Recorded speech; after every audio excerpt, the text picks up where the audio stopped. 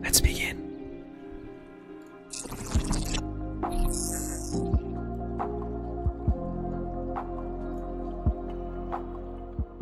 Hello everyone, welcome back to yet another interesting story reading. This is going to be interesting. So the last stream that I did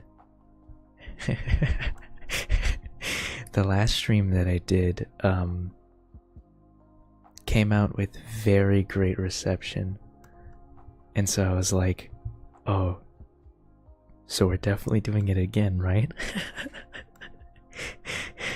So that's what we're gonna do today, is we're gonna read some more stories. We got spaghetti bones. Come on. You guys can't make me laugh like you did yesterday.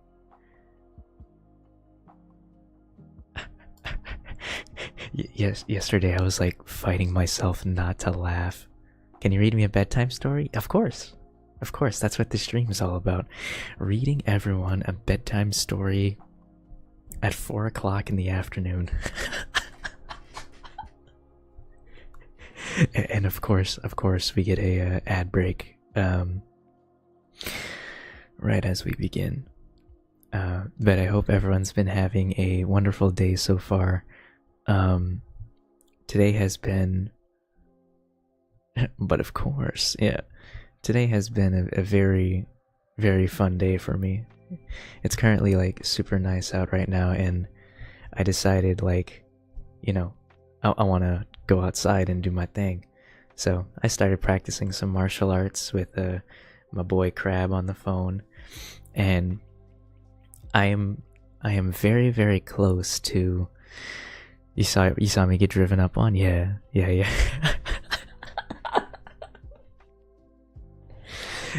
So I was practicing the starfish kip up, where you swing your legs open in like a circle and then push yourself up, which is, you know, interesting. He was like, I witnessed the shooting. Yeah, they pulled up on me. They pulled up on me, and I just got destroyed. Straight off rip, no cap. Used to do taekwondo. Yeah, taekwondo is super, super awesome. I hope these new microphone settings are fine, because like, I'm not gonna lie, I have noise suppression off, and I'm low-key kind of scared. I was like, nah, till he showed me all the crowd. Yeah. You like the picture though? You like the picture? It was a fucking goofy. Are you a goofy guy? Yes, I am. I learned the spinning back kick. Yeah, the spinning back kick's a super fun one. So I hope this microphone setting works, because I get to have this side, and then I get to have this side as well. Though this side isn't really like too good. I don't think, at least. Yeah, so we're just gonna have to experiment. Yeah, but without further ado, let's go ahead and read. Why do I tune into the stream and hear they pulled up on me? Here, hold on. I got you. Wait, Ali, if you're on stream still, can you post the picture?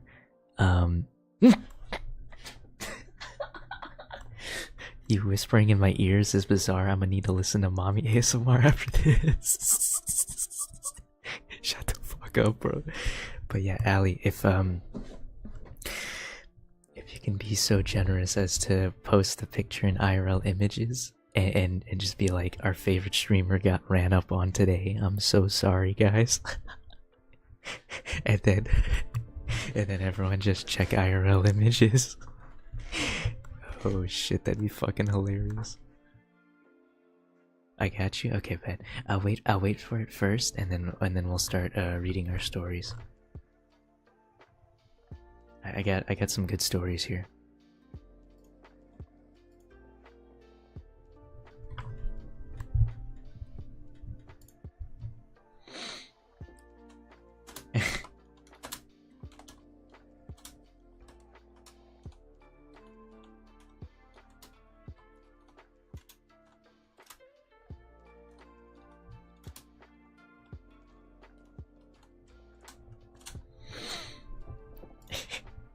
My account's all weird, so I'm gonna need the Discord again. Okay, yeah, no worries. I got you. Hold on. Let's see if I can do this on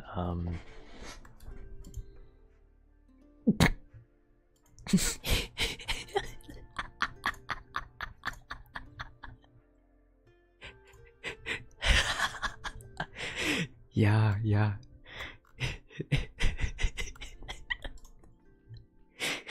Fuck yeah, that's awesome.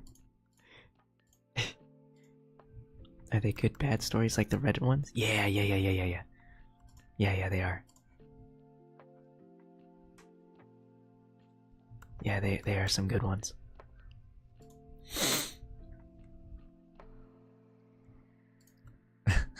This shit looks so stupid. You remember using that same number though? Yeah, so it might be different then. Alright, without further ado, let's begin. This story is called The Caretaker's Rules. The boy in the photo is spread eagle. Stop, bro. You can't make me laugh on this stream. Like, I'm gonna fucking like blow everyone's eardrums out. You know what I'm saying? Okay. Alright, lock in. Whew, lock in. I have the microphone like extremely sensitive right now, so everything. Fuck, you can probably even hear my heartbeat. Hold on, wait. I'm curious. Hold on.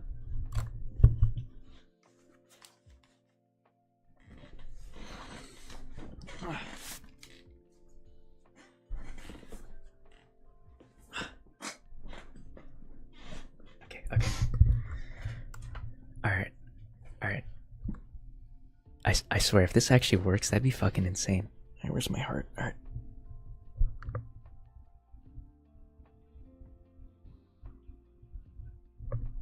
Can y'all hear my heartbeat? I can't like hear it. You think my microphone's that sensitive to pick up my heart? No? Damn, okay. That's fine. Alright, let me try one more thing. Let me take off my shirt.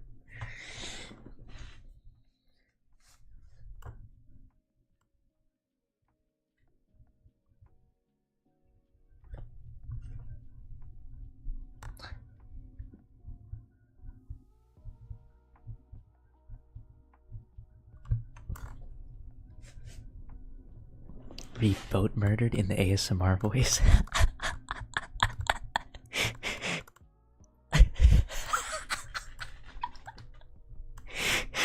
Okay, I could. Alright. Okay, lock in, guys. This is the Caretaker's Rules. It's about a harmonica. Congratulations on being selected as the new caretaker of Hollow Pines Manor. Please read the following rules carefully, and failure to follow them may result in unfortunate consequences.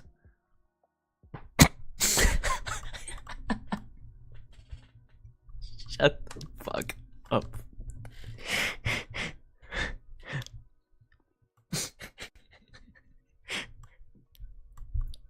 I stood at the gates of Hollow Pines Manor, the heavy envelope clutched in my hands. The iron gates creaked open slowly, as if reluctant to let me in. The manor stood at the top of the hill, shrouded in a constant fog that curled through the gnarled trees like reaching fingers. Nice try, Daz. I forgot to turn off the sound alerts.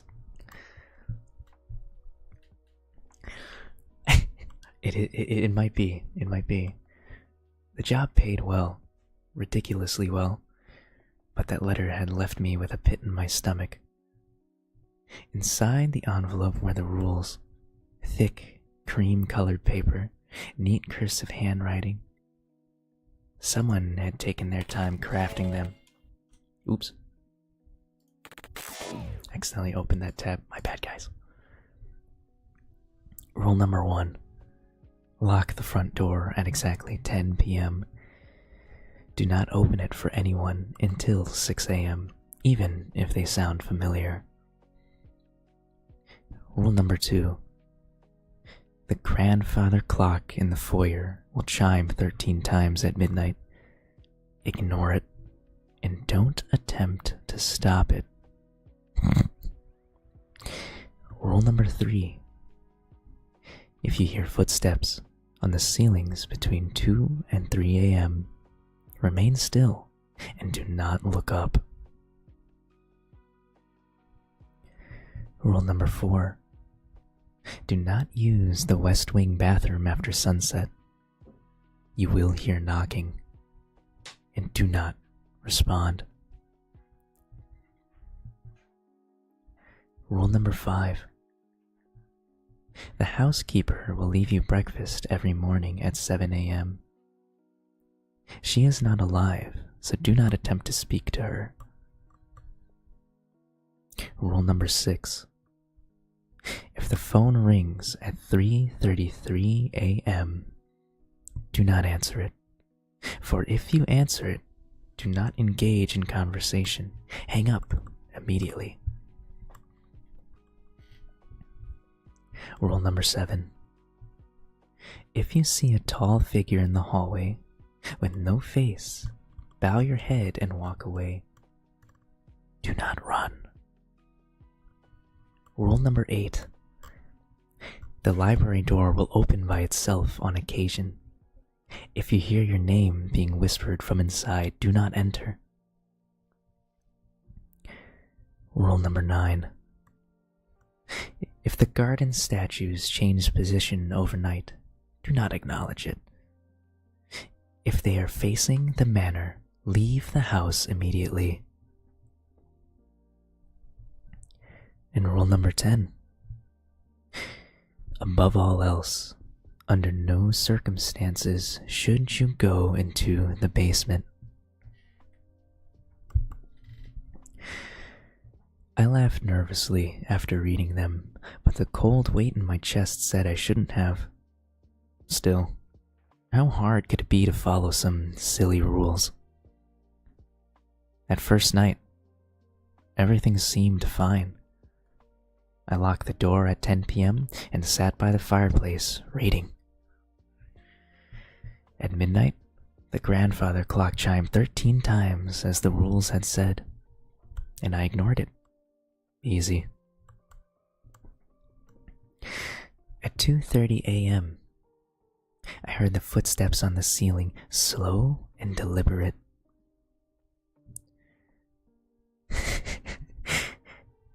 I held my breath, staring at the flames until the sound faded. By the third night, the footsteps stopped altogether. I thought maybe the house was testing me. That was my first mistake.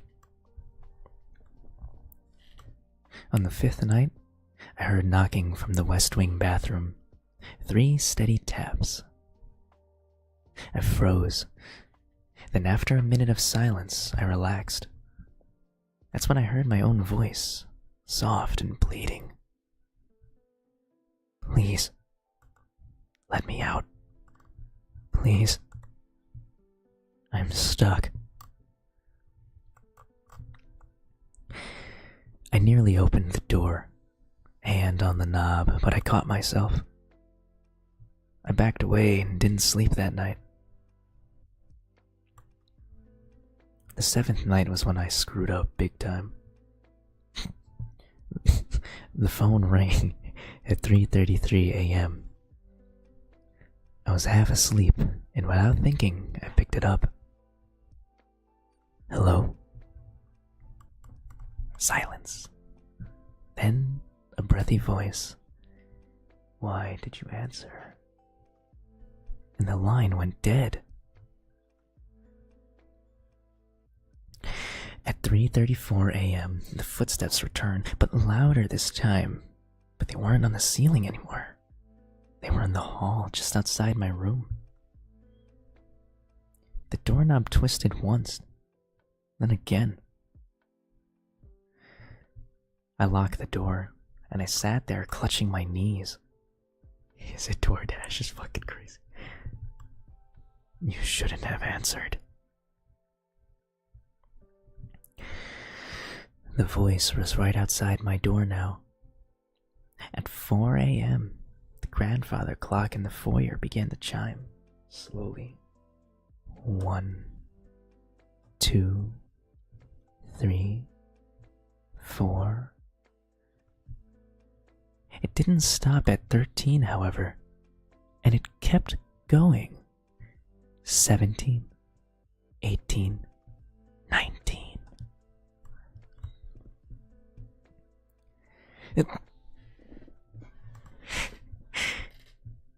I covered my ears. My skin crawled, and that's when I heard it. A slow creak beneath my feet.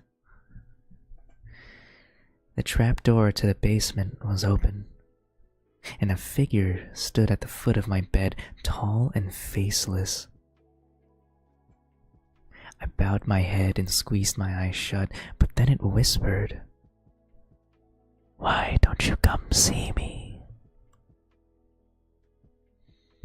The room plunged into darkness, and I woke up outside the manor at dawn. The house was empty. No signs of life or unlife. I left without looking back. I don't know who came after me, but I do know one thing.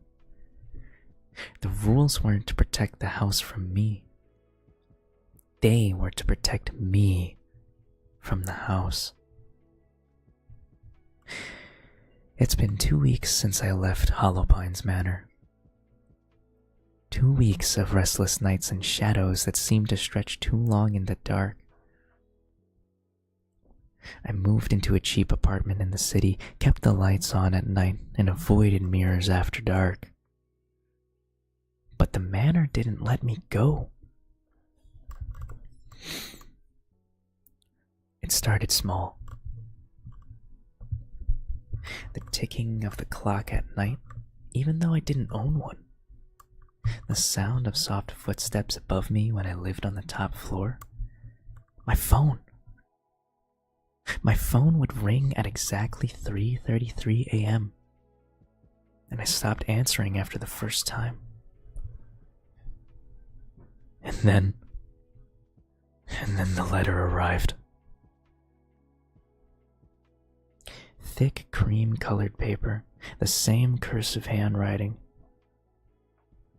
Caretaker, you left your post. Return by midnight tomorrow, or we will come to collect you. I burned the letter and sat in the dark afterward, clutching a bottle of whiskey like it was a lifeline. But then the knocking started, slow and deliberate. Knock, knock, knock,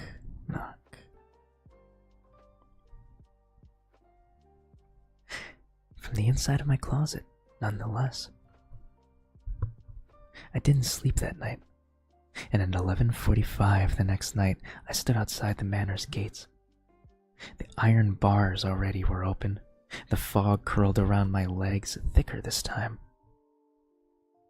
The house, it felt awake now, like it was waiting for me. I stepped inside. The door shut behind me. The grandfather clock stood silent in the foyer, even though it was nearly midnight. The rules were still pinned to the wall next to it, and my breath hitched when I saw a new line scrawled at the bottom in a frantic hand. Rule number 11. If you leave the manor without permission, the house will follow you. Return willingly, or the rules will begin to change. A cold knot settled in my stomach. The housekeeper's bell chimed at midnight, and that's when I saw her. Fuck, I have to burp.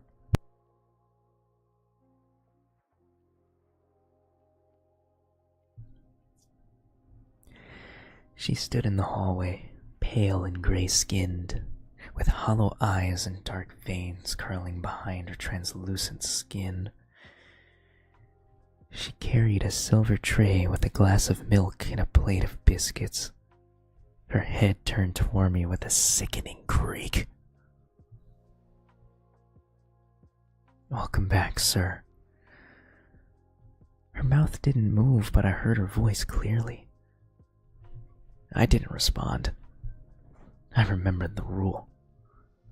Her hand twitched unnaturally as she set the tray down on the side table, and then she glided down the hallway and disappearing into the west wing.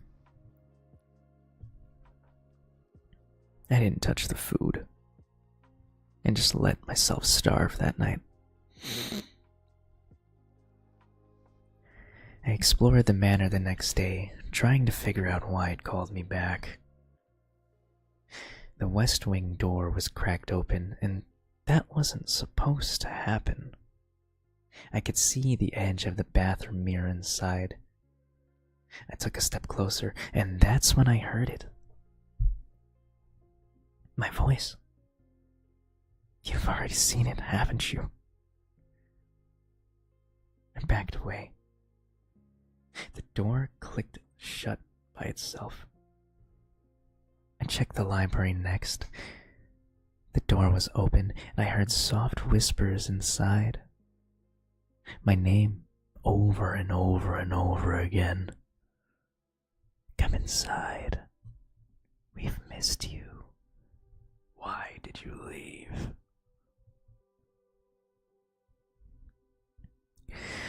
The books on the shelves were wrong. Old leather-bound tomes with titles like Flesh Binding and The Hollow Craft. My name was etched into the spine of one of them, and my breath hitched. A single book sat open on the reading table. The pages were blank except for one sentence. You are a part of us now.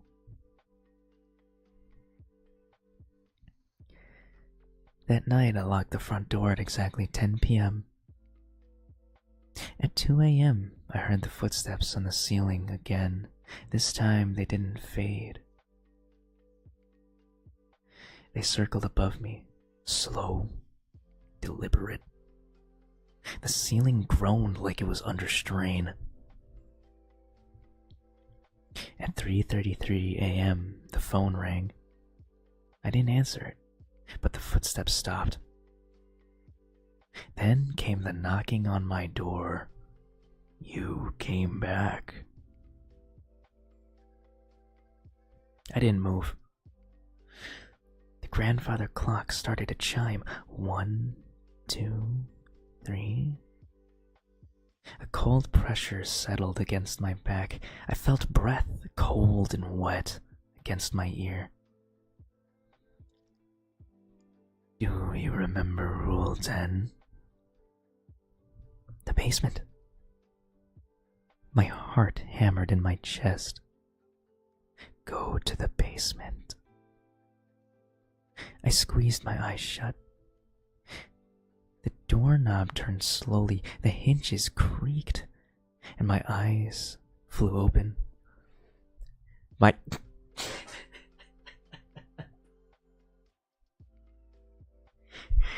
My eyes flew open. My door was open. Shut the fuck up, you guys.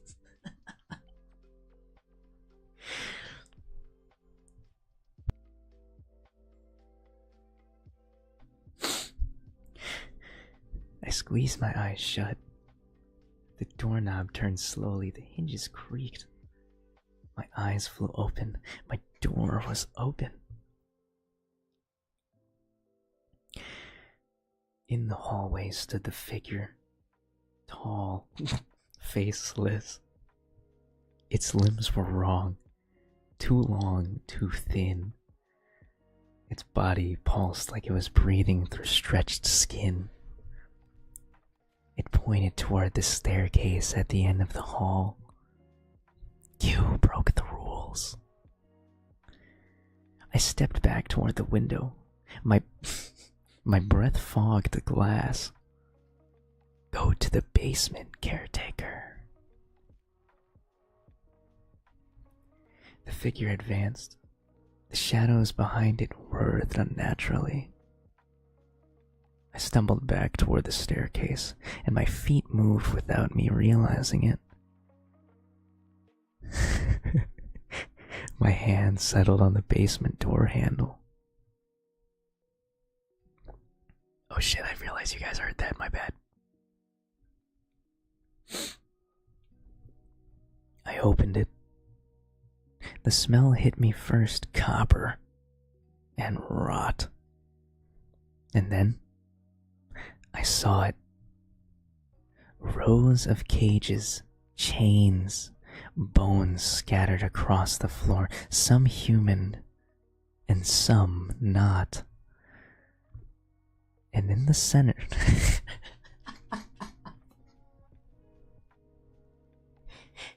Shut the fuck up, Sticky. And in the center of the room, a figure. It was Sticky. No, I'm kidding. It was me. Gaunt, pale. Its eyes rolled toward me as it smiled with too many teeth. It took you long enough. My body, it slammed backward into the door. The figure, the other me, stood up and looked me in the eyes. Straight pennies, we've been waiting. The door behind me slammed shut. The clock struck 13. I woke up in the foyer. The house was quiet. My head throbbed. My hands were clean. The basement door was gone. The rules were back on the wall, and a new line scrawled at the bottom in blood. You have seen the truth. There is no leaving now. Welcome home, caretaker.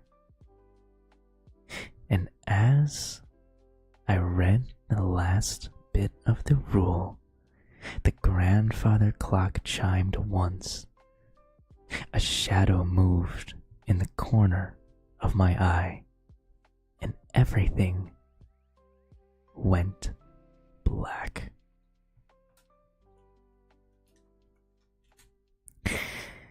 Thank you for the follow, by the way. Welcome to the channel. This is just a continuation of Storytime Saturdays, just to keep you up to speed on what we're doing. It's been a month since I returned to Hollow Pines Manor. The house. It's in my veins now. The rules don't just govern the house anymore, they govern me. I wake up at 6 a.m. sharp, no matter when I sleep. I find my breakfast already waiting, the housekeeper standing over the tray, her dead eyes fixed to me. She smiles, or tries to. Her lips pull back way too far. Eat. I don't argue anymore. There's no point in arguing, so I just eat whatever she brings me. At night, the house breathes around me. I hear the walls shift, and sometimes I see the tall figure in the hallway. Other times, I see myself. Watching from the edge of the mirror, its smile stretches unnaturally, and it whispers to me, "Why are you attempting to fight it?" I don't answer, but it's getting harder to resist. I went back to the board to check on the rules. The rules are different now. They change every night. New parchment appears by the grandfather clock every evening, always written in the same perfect cursive. Rule number 1. Do not sleep in the West Wing bedroom. Rule number 2. If you hear scratching beneath the floorboards, ignore it. Rule number 3. If you see your reflection blink... If you see a reflection blink when you don't, leave the room immediately. Rule number 4. The housekeeper may appear by your bed at night. Do not let her touch you. That's a funny one. Sorry, guys. Rule number 5. The basement is open now. Do not go down unless instructed. And yes, sis, this is a horror story. I'm letting the housekeeper touch. That's fucking crazy work. Number 6. The clock will chime 13 times at midnight. If it stops early, hide. And rule number 7. If you see the tall figure, do not bow anymore. Look directly at it. I should have left. But the house won't let me anymore. The windows are bricked over. The front door is just gone. The walls have grown inward, narrower, like the house is slowly swallowing itself. Or dare I say it, swallowing me.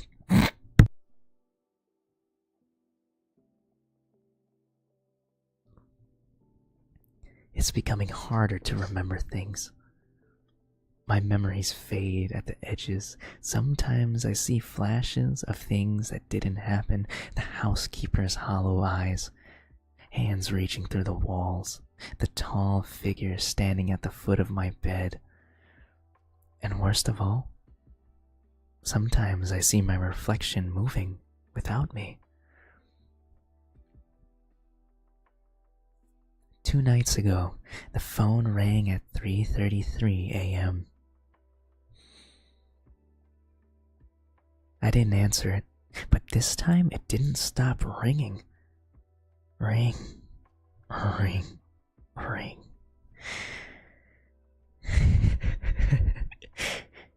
I covered my ears. It rang for exactly 1 hour before it stopped, and then I heard it, scratching beneath the floorboards. Slow and deliberate, a claw against wood. I lay in bed, paralyzed, until the clock began to chime once more. 1, 2, 3. And it stopped at 10. My breath hitched. What the fuck? That's not supposed to happen. I heard the housekeeper's voice outside my door. You need to hide. And the handle turned. I slid under the bed as the door creaked open. From the crack beneath the frame, I saw it. Bare feet, pale, too long. The skin stretched over bone. It walked toward the side of my bed and stopped. Its head bent down unnaturally low until I saw its face peeking upside down beneath the bed frame. My face. And it grinned back at me. You don't need to hide from yourself. I squeezed my eyes shut. It reached a hand toward me, gray and veined, and stroked the top of my head. Freaky ass story. My skin burned under its touch. It leaned closer. It's time to go downstairs.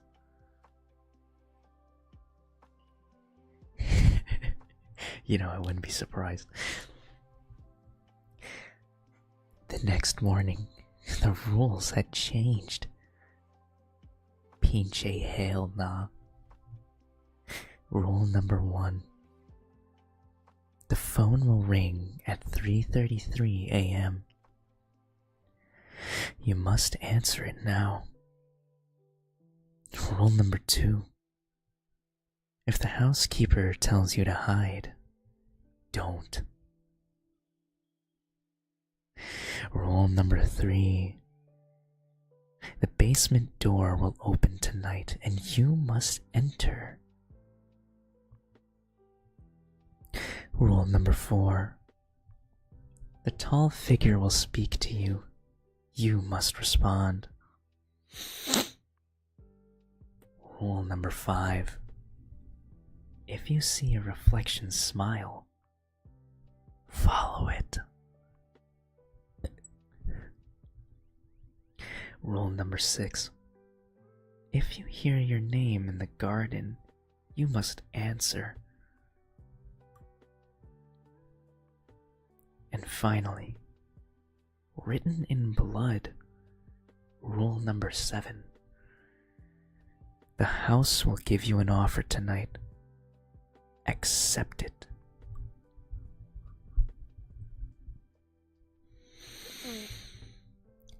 That night, the phone rang.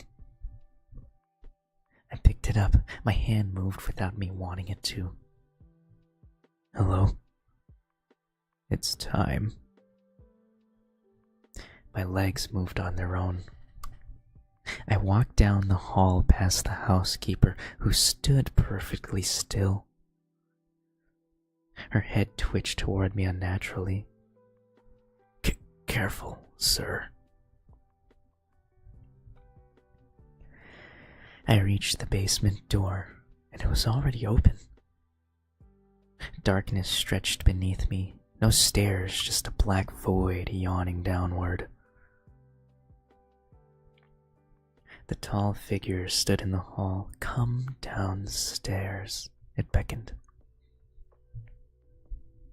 I took a step into the void. My feet found ground beneath them, though I couldn't see. I descended step by step. The deeper I went, the colder it became. The sound of the house above me faded until all I can hear was my heartbeat. And then, nothing. I saw a light. A mirror. I stepped toward it, and my reflection smiled. I stared at my reflection for what seemed like an eternity. It blinked, but I don't have any recollection of blinking back. And before I can say a word, the glass rippled. My reflection held out its hand. I hesitated, but behind me, I can hear the footsteps coming down the stairs, slow and steady. "Take my hand," my reflection spoke. I reached out. Our hands touched the glass. My reflection's grin widened unnaturally. "And now you understand," it said. The glass shattered. My reflection pulled me through.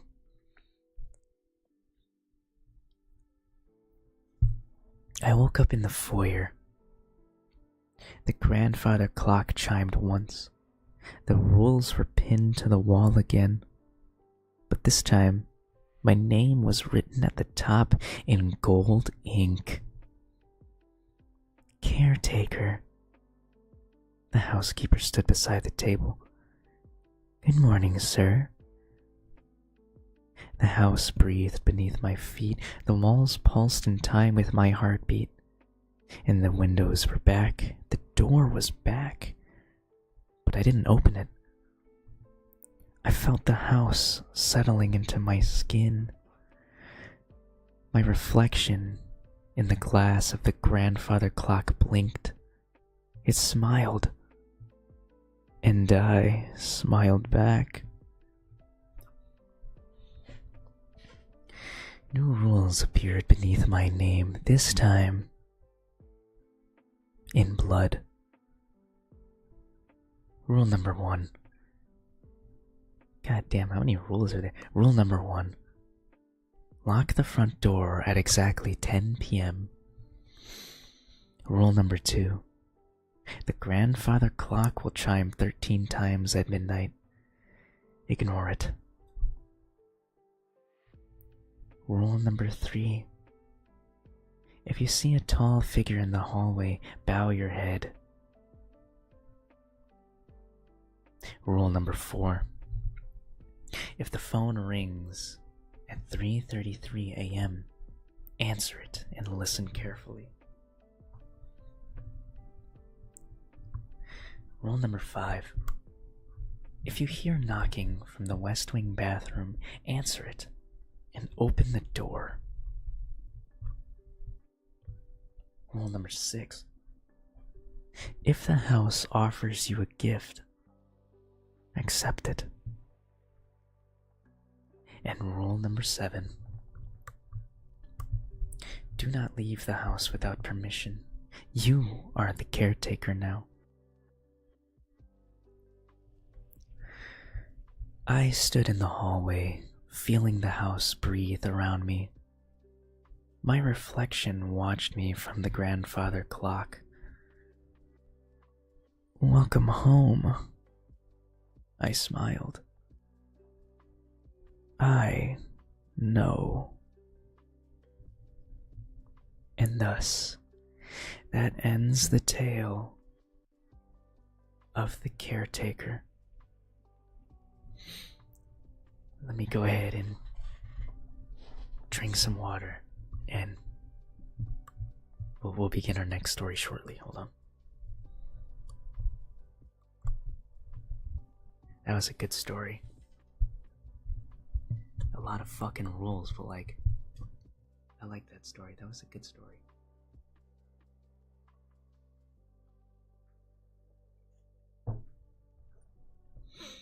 Okay, so this time I got like tea and honey with me this time.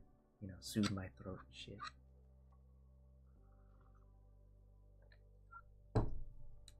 That's fucking good. Hold on.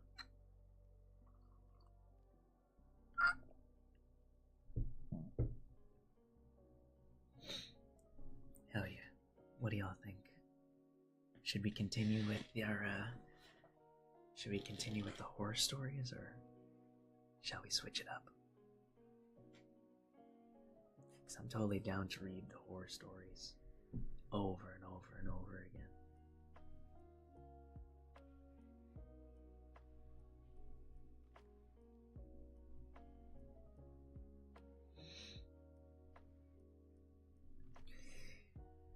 want some PJ? Hell nah, shit.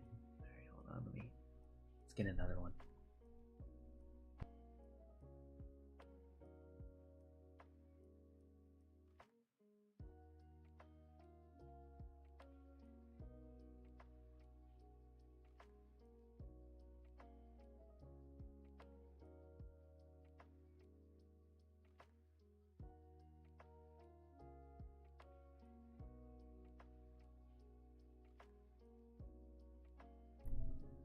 Okay. Ooh, this is a good one. Okay, we ready for this one? Let's begin.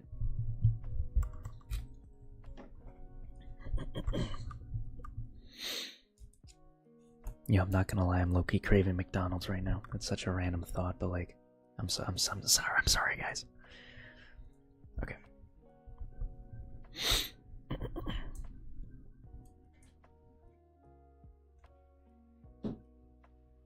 Okay.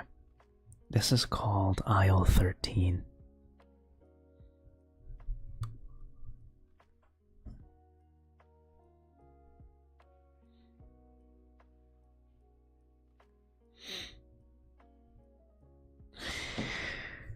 It was nearly midnight when I pulled into the parking lot of Quick Mart.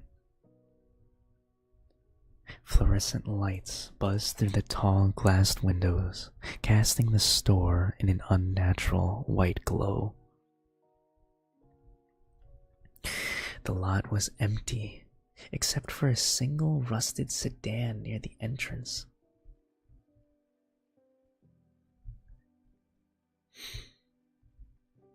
Its windows fogged over. The sliding doors opened with a reluctant hiss as I approached.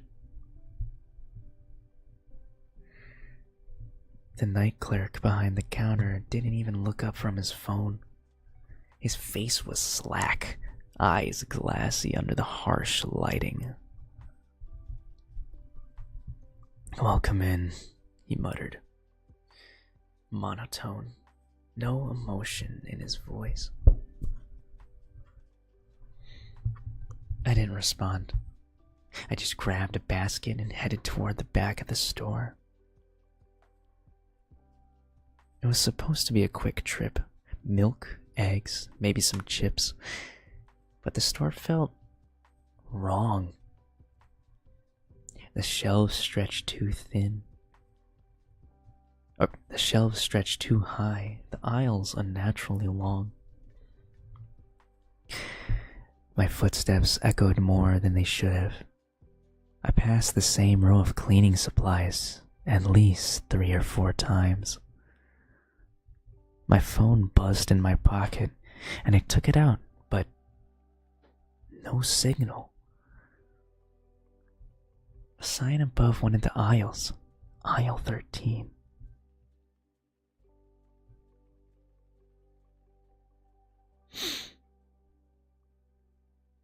It didn't make any sense. There were only 12 aisles in the store. I was sure of it.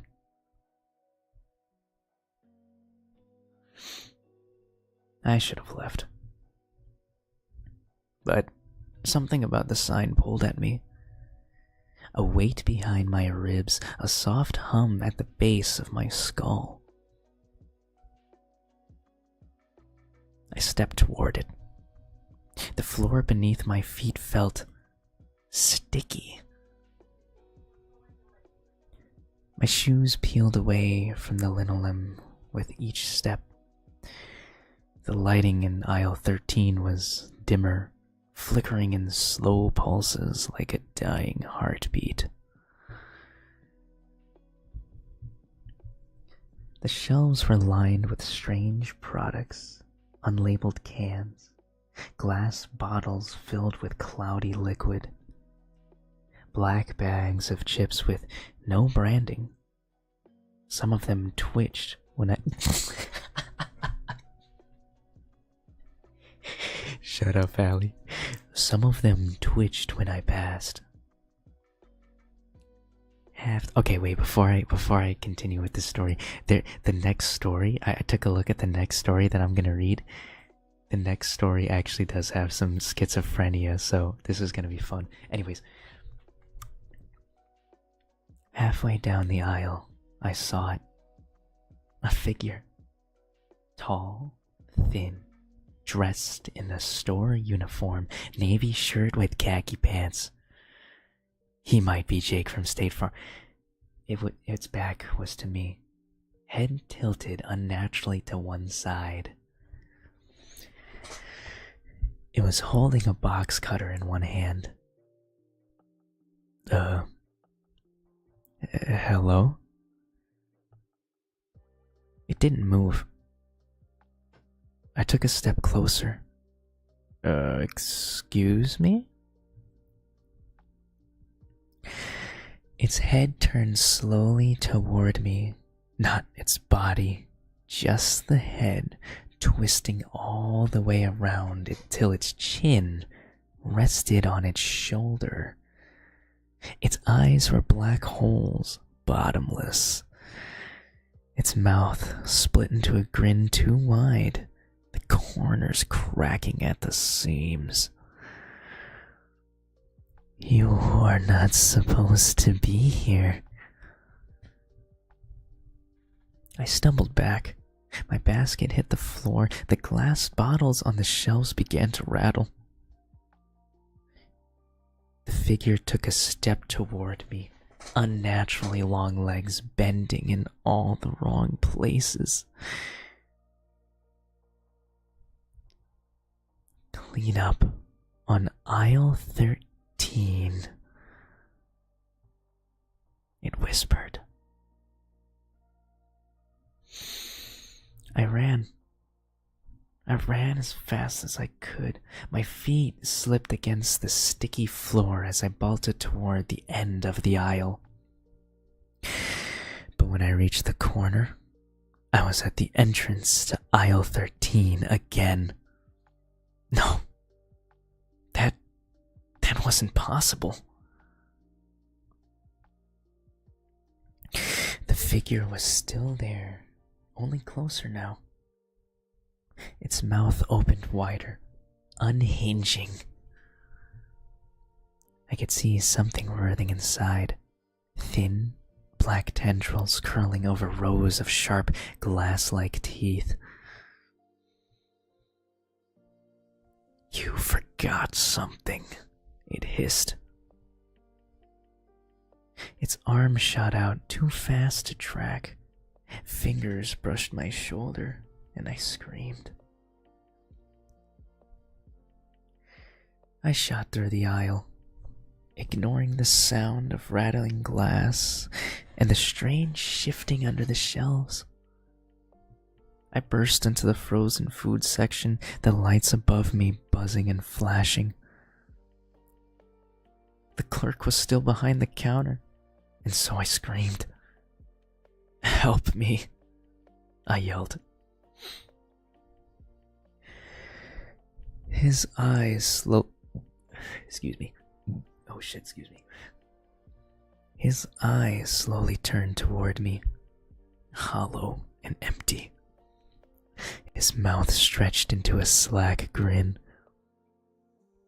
Did you find what you were looking for? The freezer doors began to shake. The glass fogged over. Behind the doors, I saw shapes. Pale, thin hands pressing against the glass from the inside. I backed towards the exit. The sliding doors didn't open. The figure from aisle 13 rounded the corner. Its limbs stretched unnaturally, scraping along the floor. Its face was wrong now, melting at the edges, mouth twisted into a jagged smile. You cannot leave. I slammed my hands against the glass of the front doors. Let me out, I screamed. My breath fogged the glass. The clerk was still watching from the counter. The doors didn't budge. The figure from aisle 13 stood inches behind me now. I can feel the cold of its breath on my neck. You know the rule. What rule? If you enter aisle 13, a wet hand settled on my shoulder. My body seized. My breath froze in my throat. You have to pay the price. I screamed as I was yanked backward. The last thing I saw was the clerk smiling. Thank you for shopping with us. I woke up in aisle 13, lying there on the floor. I sat up. The shelves were perfectly organized. The lights were steady. I stood and walked towards the front of the store. The clerk was still behind the counter. Hey, I said. My voice was shut the fuck up, Sticky. He didn't respond. The sliding doors opened automatically as I approached. Cool night air brushed my face, and I stepped into the parking lot. The stars above me they were wrong. Too bright, too close. I walked toward my car. My reflection in the window smiled before I did. When I slid into the driver's seat, the engine started without me turning the key. I glanced into the rearview mirror. The figure from aisle 13 was in the back seat, and it smiled. Welcome to the night shift. The next day, the store added a new sign. Now hiring. Night shift positions available. Must be able to work late hours. No experience required. And thus ends the supermarket horror story of aisle 13. I like that one. That was a very good one. Can you imagine that? Imagine going to Walmart just to pick up some ice cream sandwiches. And everything just looks wrong. It's like waking up and going to a supermarket at 3 in the morning. If only they can bring 24-hour Walmarts back. That would be amazing, wouldn't it? Okay, let me get the next story up and running. Take a sip of this water, and we'll begin shortly. Also, thank you for the follow, Sophia. Welcome to the channel where we are doing Storytime Saturdays with your favorite cat boy, where our employees are on vacation 24/7, 7-Eleven.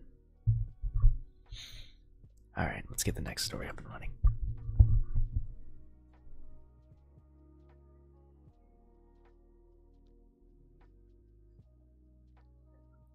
Shit. That felt good.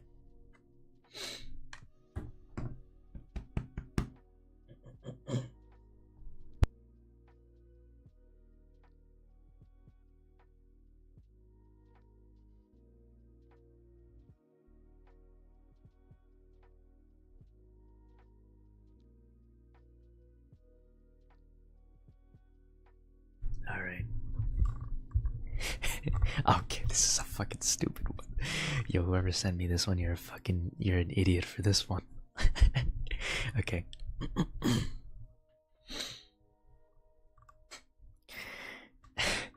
This is gonna be so fucking cringy. This one is called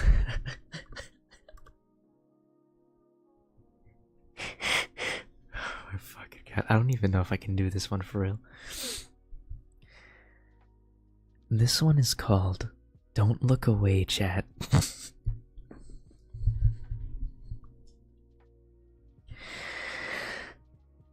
Alright, chat. You ready for some spooky vibes tonight?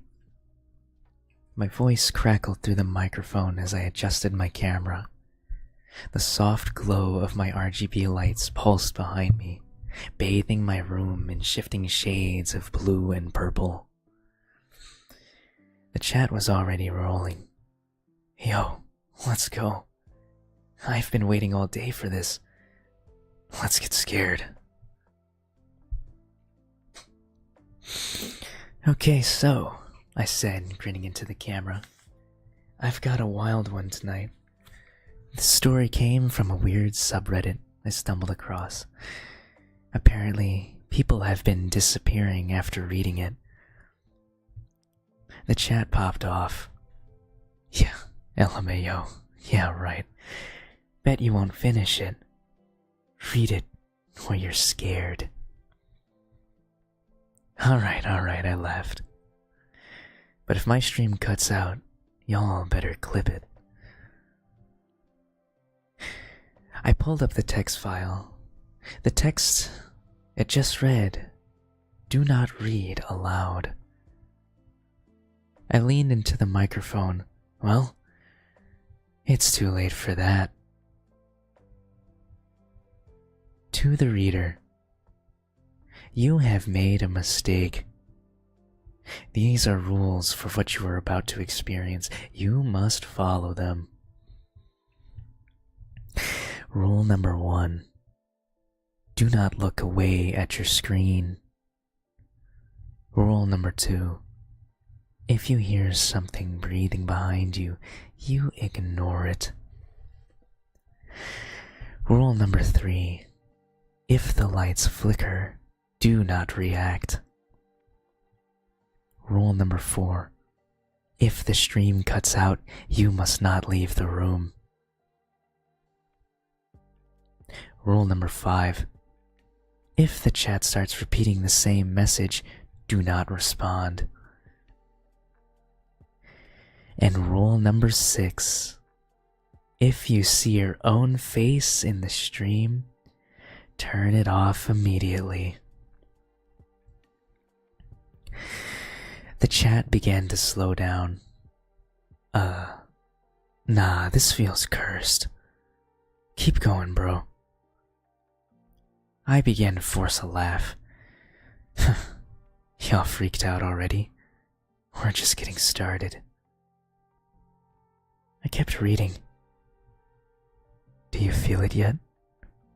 The weight of their eyes on you? A chill brushed the back of my neck. My screen glitched for a moment, but just a flicker. Yo, did anyone see that? Bruh, what the fuck was that? I smiled nervously. Alright, good one, guys. They're watching now.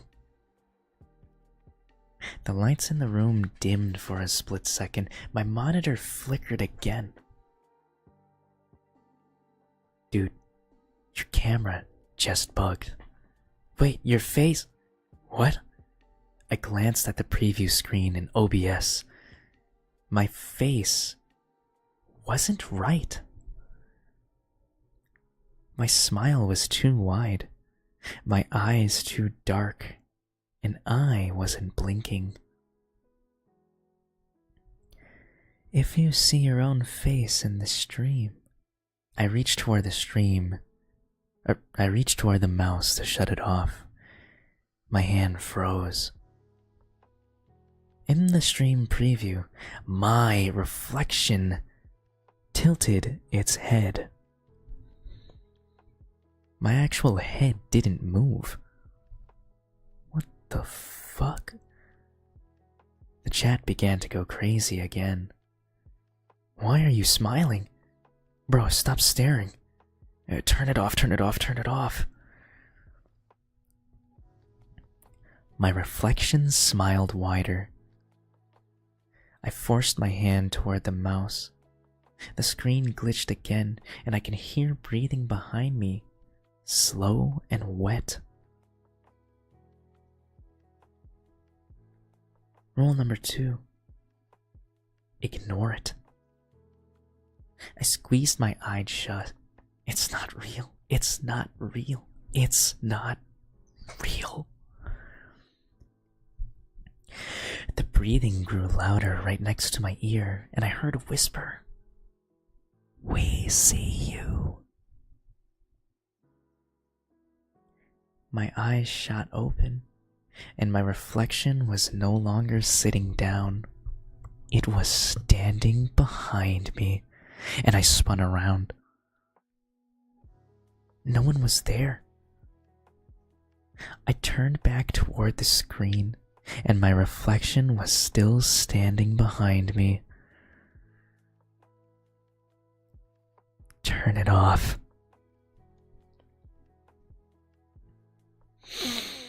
I moved my hand to the mouse, and my reflection smiled wider. Too wide now, splitting my cheeks. The screen went black, and the chat exploded. WTF. Yo, he's gone. Someone call him. I stared at the black screen. My camera light was still on. The stream was still live. Then the chat messages began to change. One by one, users began to leave the chat. A new message appeared. Moderator, they belong to us now. I responded, confused and frightened. What the? A new message popped up. Moderator, so do you. My camera light flickered back on. My reflection was gone, but I can still feel someone behind me. I stood up slowly.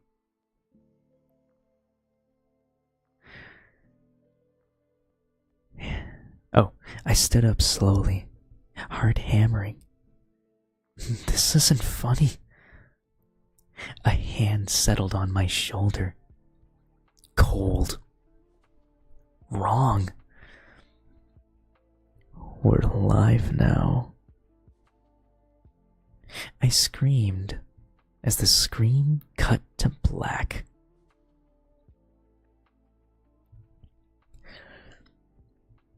The next day, my channel was still live. The stream showed an empty room. No one was sitting at the desk. Thousands of people tuned in. The chat was dead silent, except for one message that appeared every few minutes. Moderator. Next stream starts at midnight. Don't be late.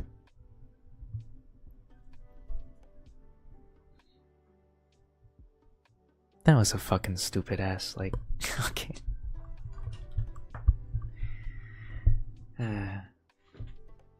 That was the tale of Don't Look Away, chat.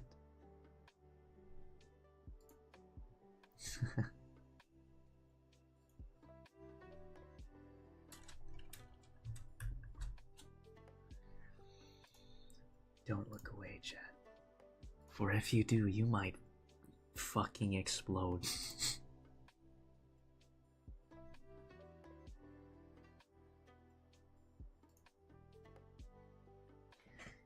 Alright. Let's take a breather, and then we'll begin the next one.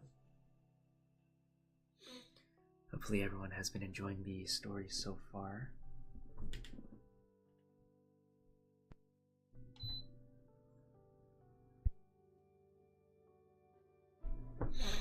Okay, here we go.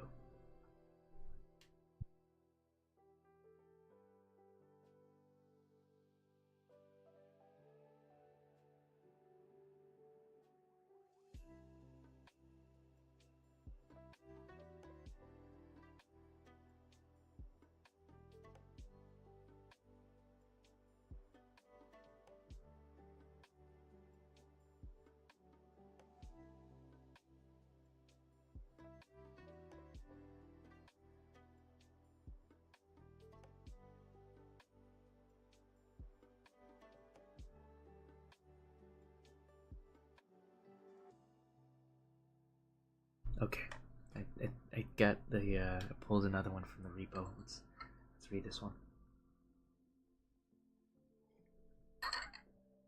Ooh, that honey. Nice, sweet, and succulent. I'm sorry, I didn't mean to be all sensual like that. That's fucking crazy work.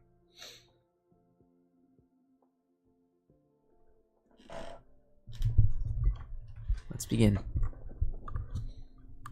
This one is called The Last Stop.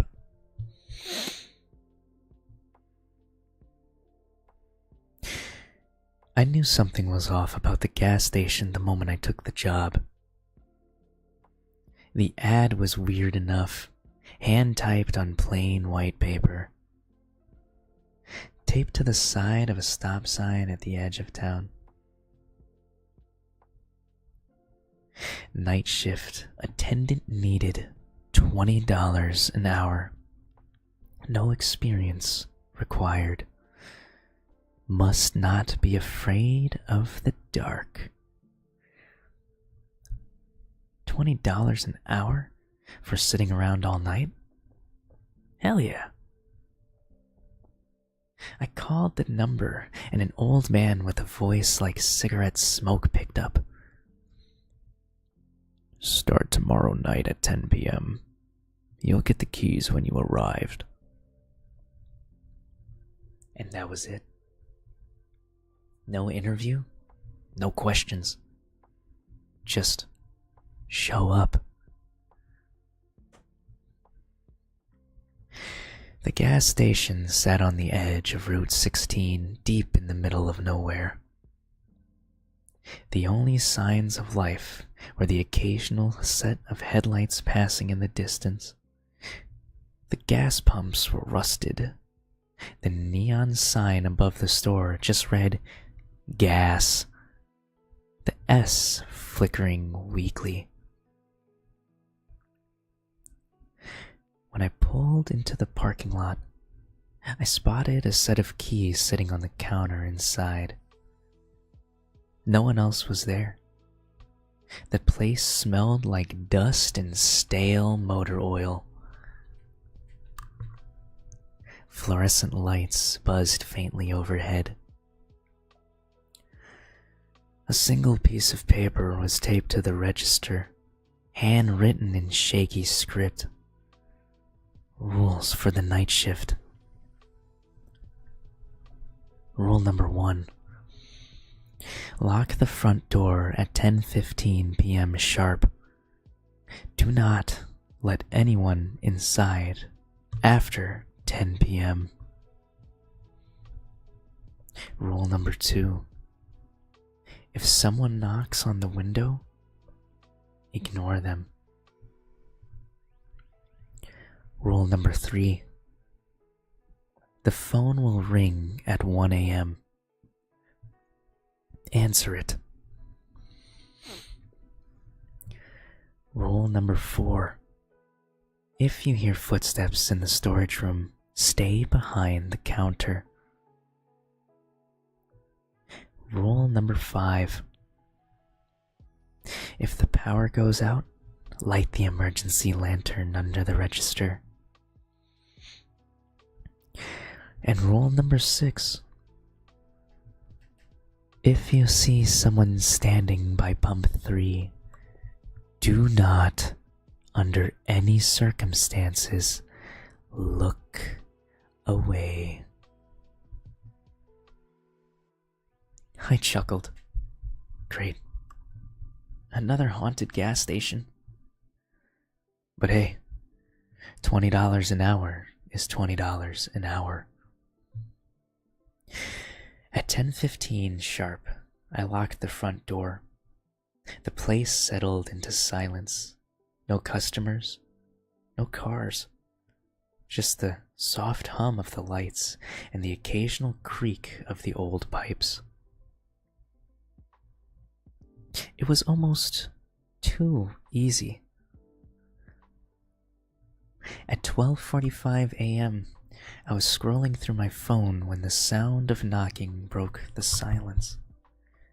Knock, knock, knock. I froze. The front door was locked. The parking lot was empty. But the knocking was insistent, deliberate. I stood slowly and peeked through the window, and a woman stood there. Her face was pale, almost colorless, beneath the flickering lights. She wore a long, dark coat that seemed to melt into the night around her. Her eyes were wide, unblinking. She knocked again. Knock, knock, knock. I moved toward the door this time. My hand hovered over the lock. She smiled. Her lips pulled back too far. Her teeth were perfect. Almost too perfect. Let me in. My hand shot back. I stepped away from the door. She knocked again, harder this time. You locked the door way too early.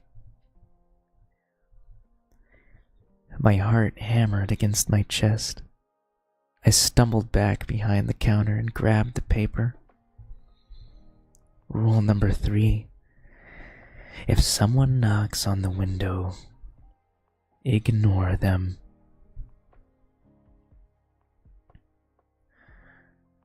The knocking stopped. My breath hitched.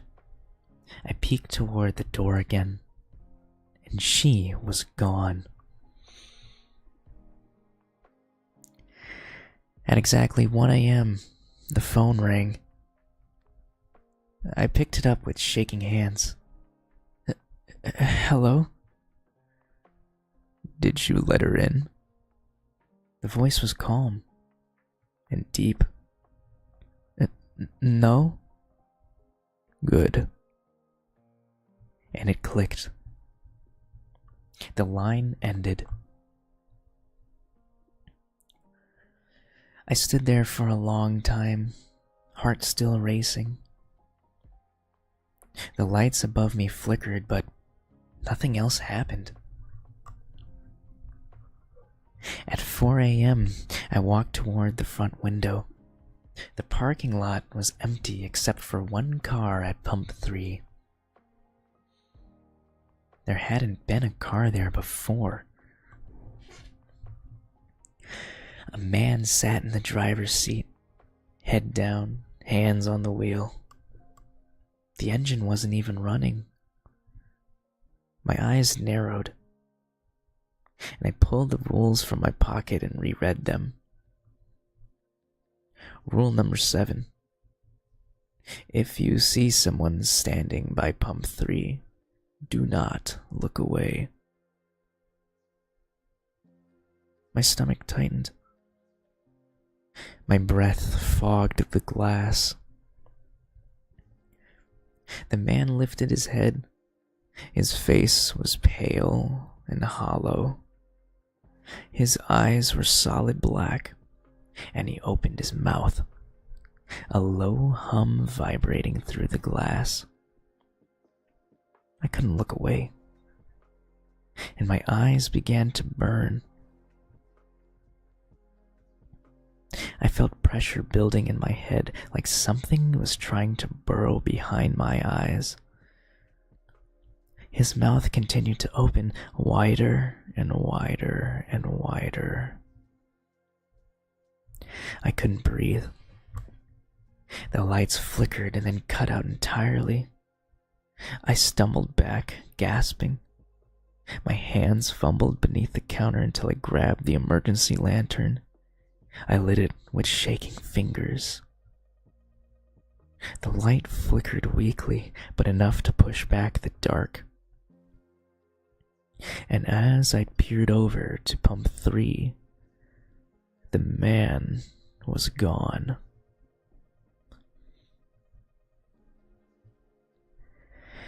At 6 a.m. sharp, the neon lights outside buzzed back to life.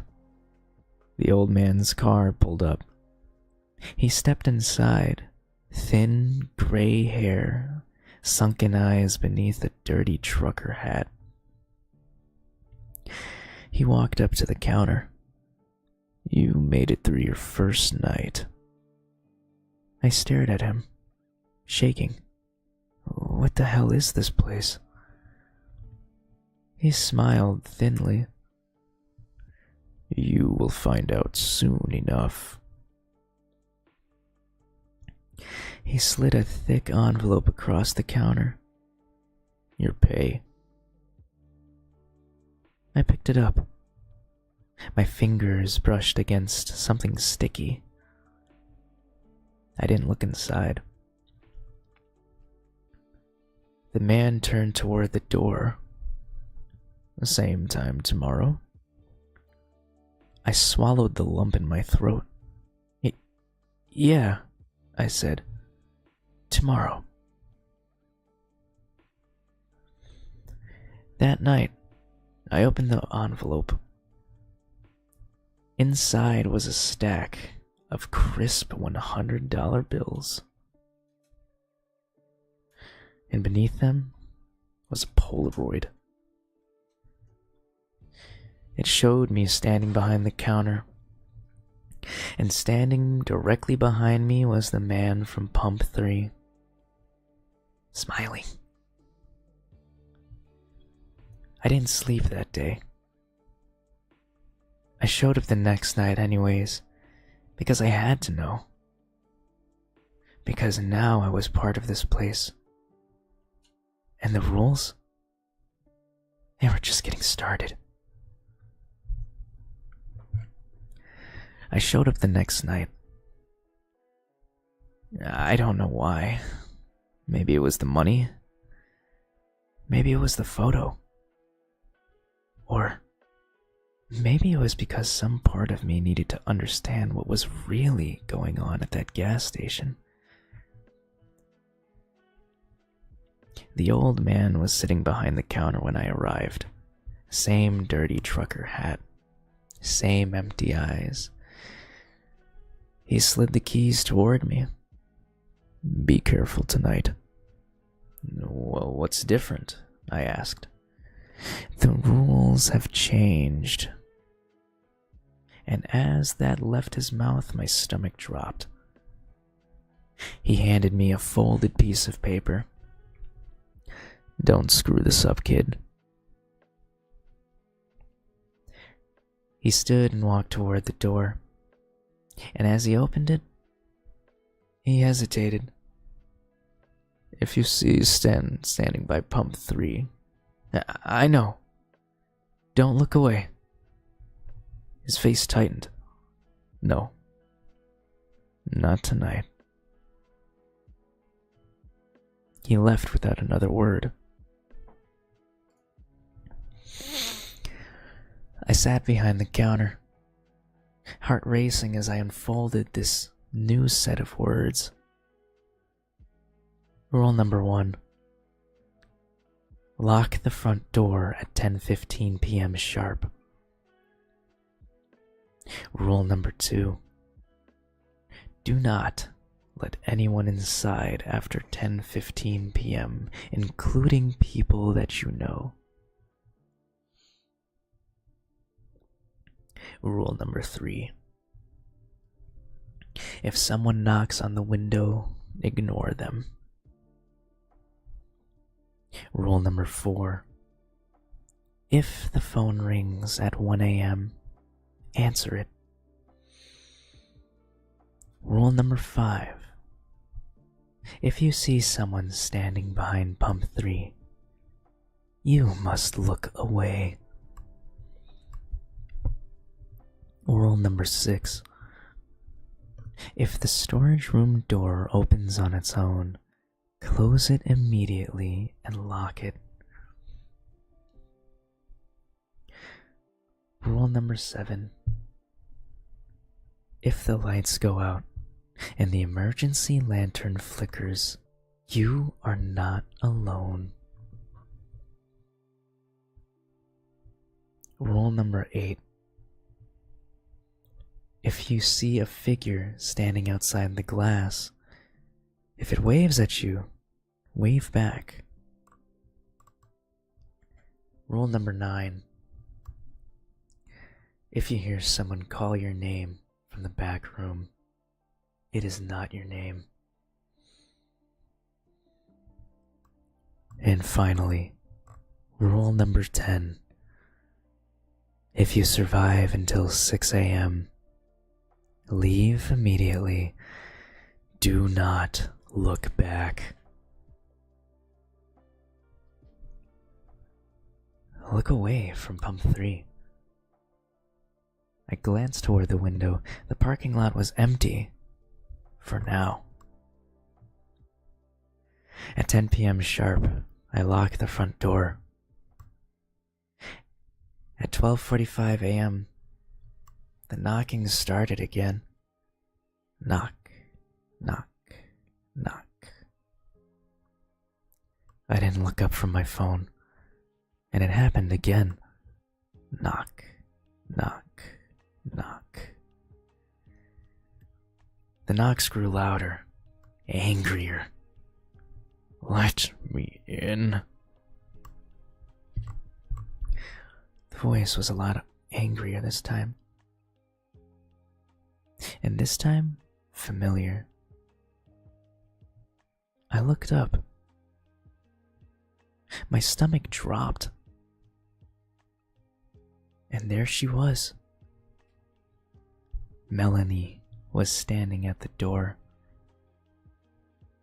Melanie, my ex-girlfriend, the one who died 3 years ago in a car accident. Her eyes were wide. Her face was pale and cold beneath the harsh glow of the neon lights. Her mouth trembled. Please, let me in. My hands started to move toward the lock until I remembered. Rule number 2. Do not let anyone inside, including people you know. Her lips curled upward, just a little too wide. Her pupils were blown out black holes. I miss you. Tears welled in her eyes, her hand pressed against the glass. My breath hitched. Her mouth twisted into a grin. Her hand slid down the glass, leaving a dark red smear. See you soon, baby, she whispered. And before I can say anything else, she vanished. At exactly 1 a.m., the phone rang. My hands were still shaking when I picked it up. Hello? Did you look at her? I hesitated. No. Good. And the line clicked once more. At 2 a.m., the storage room door creaked open, slowly. The light inside flickered, and a low scratching sound echoed from within. It sounded like nails on concrete. I took a step toward it. My hand hovered over the handle. Bang! A hand slammed against the glass of the door. A pale gray hand with thin, knotted fingers. Slowly, the door began to swing inward. I shoved it closed and locked it. The scratching then stopped.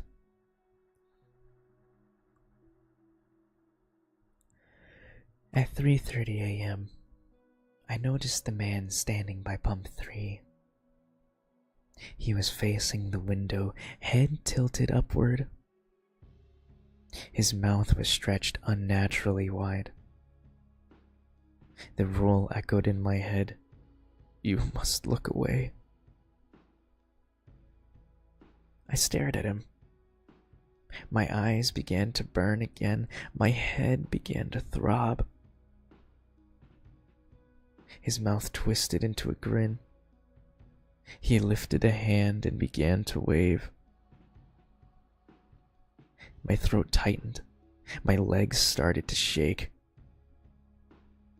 Don't look at him. I forced myself to close my eyes and turned away. My skin crawled as I heard his footsteps approach the glass. Tap, tap, tap. He was standing directly on the other side of the glass now. I squeezed my eyes shut. A soft whisper inches from my ear. Look at me. My head started to turn. My eyes flicked open. Through the glass, his mouth was now wide enough to split his cheeks. Look at me. I screamed and fell back behind the counter. The emergency lantern flickered. I opened my eyes, and he was gone. At 4:30 a.m., the lights cut out. The lantern sputtered. A slow creaking sound echoed from the far end of the store. The front door was opening. No, that wasn't possible. I locked it. Heavy footsteps dragged across the floor. Who's there? I whispered. The lantern flickered again. A tall figure stepped into the light. And it was me. Standing at the edge of the aisle. Pale, empty eyes. My God, I'm so sorry. I should actually turn that off. I'm sorry.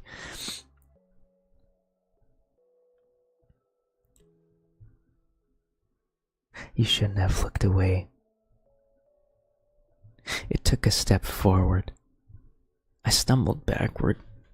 This isn't real.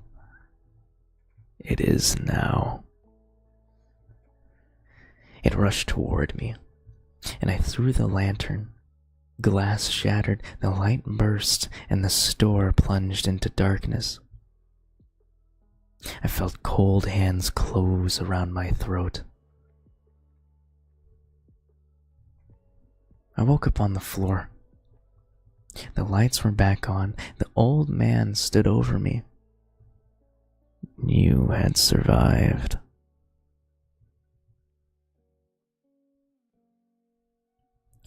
I coughed. My throat ached. What the hell was that?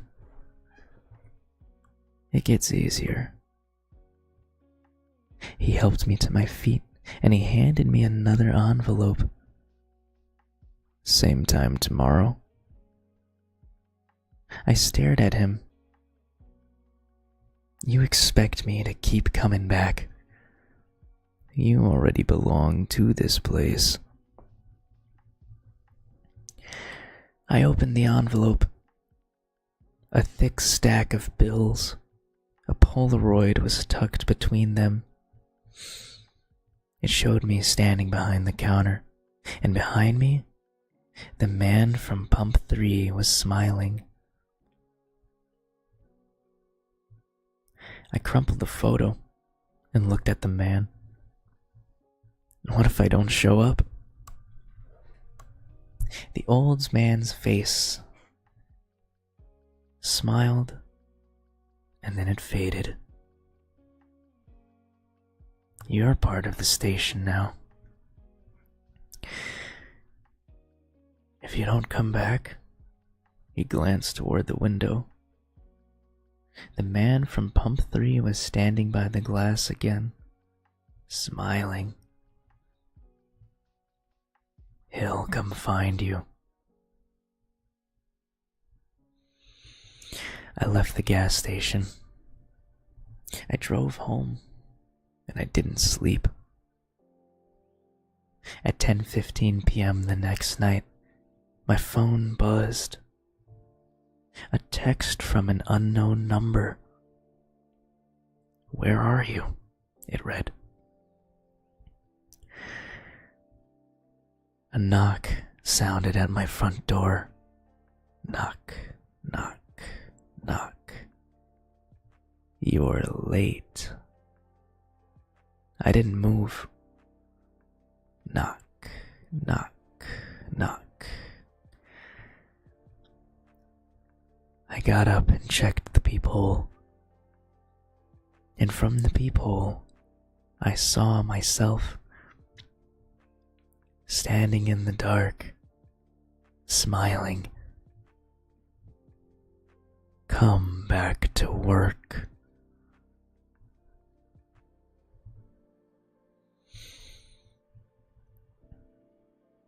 And thus ends the tale of the last stop.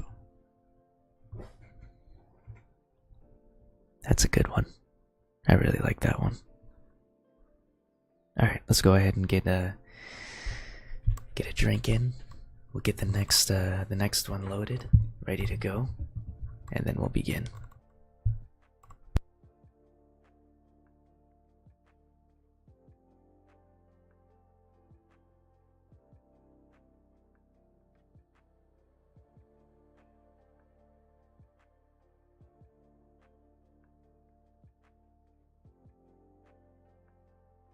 Here, wait. I'll see if I can find a goofy one. Shit. Let me see if I can find a goofy, a real goofy story. Ah, fucking shit, my kneecap! Oh my god! Ow, ow, ow, ow! Fuck! Oh shit! God damn it! Oh fuck! That hurts so much. God damn it! Oh shit! Ow! Okay. So note to self.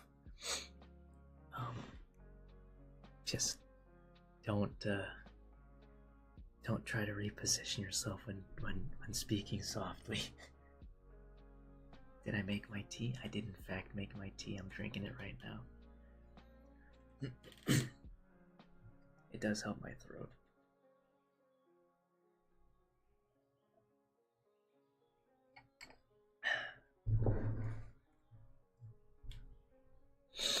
Okay. All right. Let me check the repository, see if we can get a really good one here.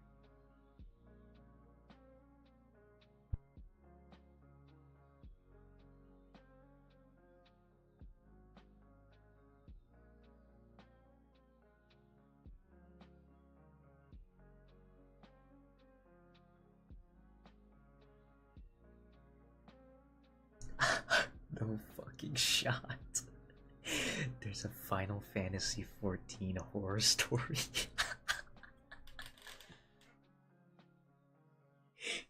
Yo, should I read it? Should I read it? The Final Fantasy 14 horror story. That would be so fucking stupid though. Like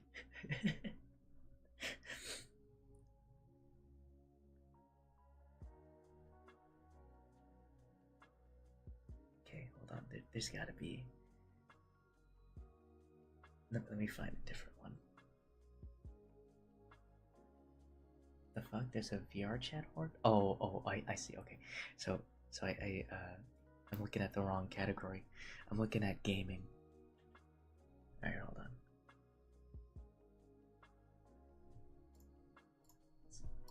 Let's do this one. Let's do this. Okay.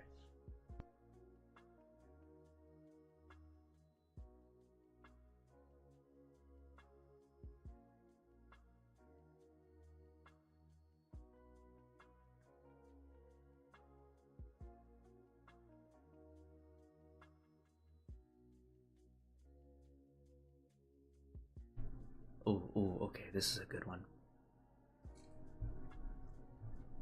Alright. Give me one moment to get some more honey, and then we can begin. Give me one moment.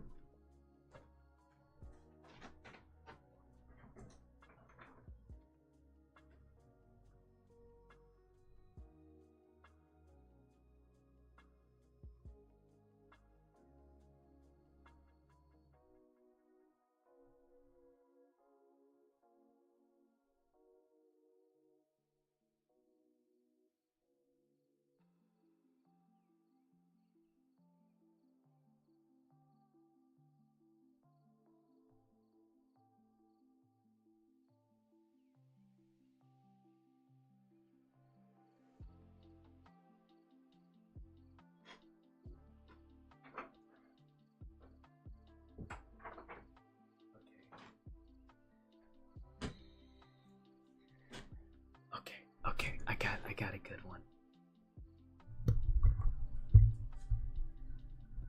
Alright, let me adjust my microphone.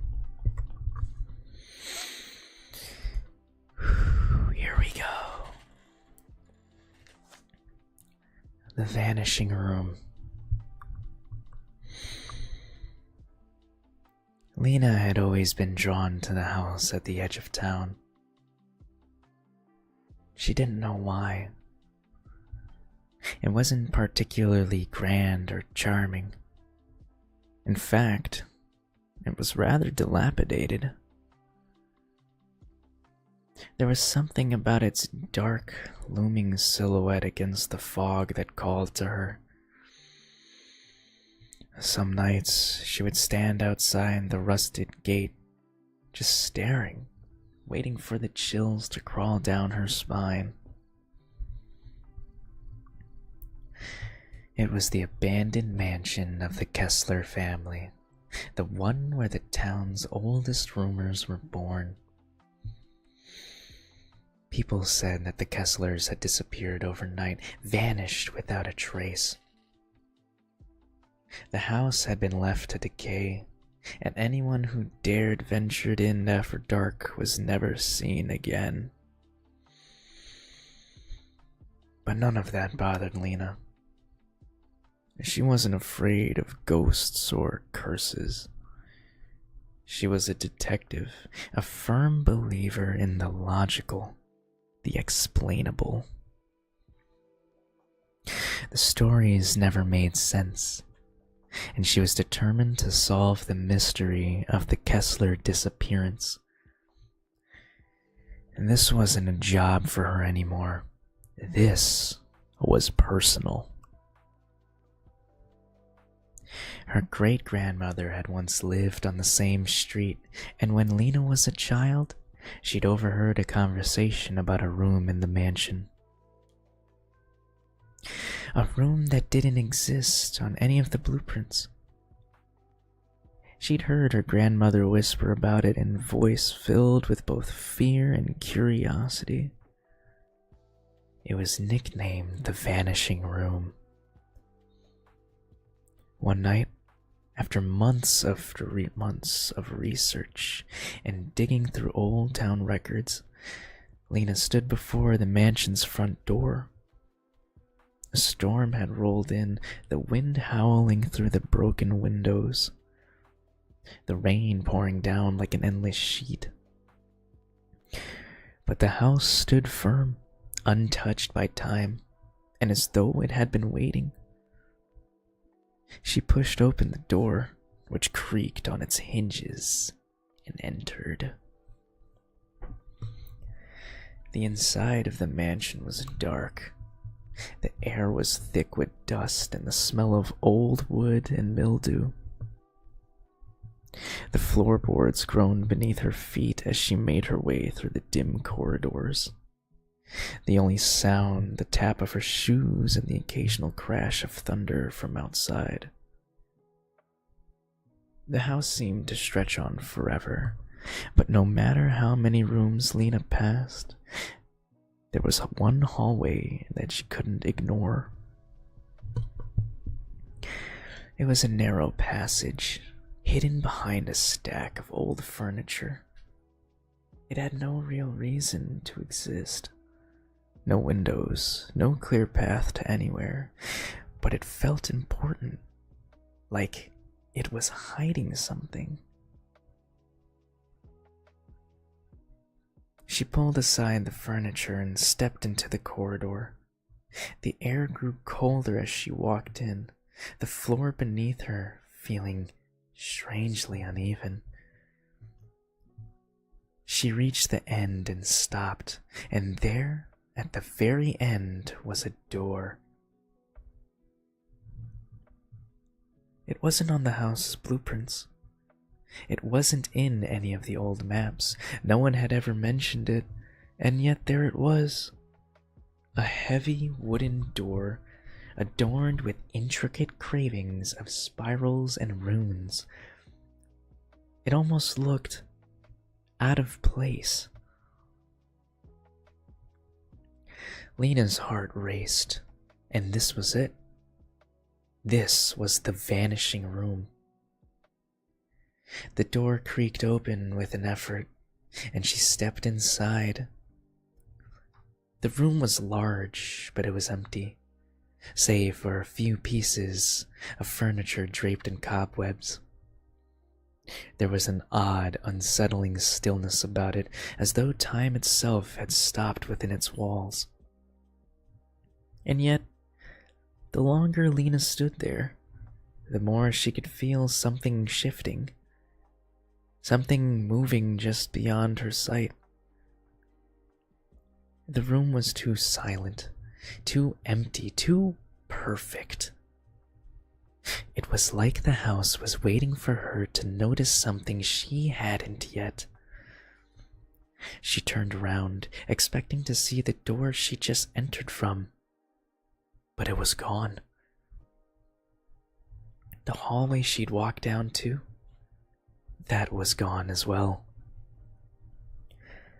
The room was no longer connected to the house in the way it had been moments ago.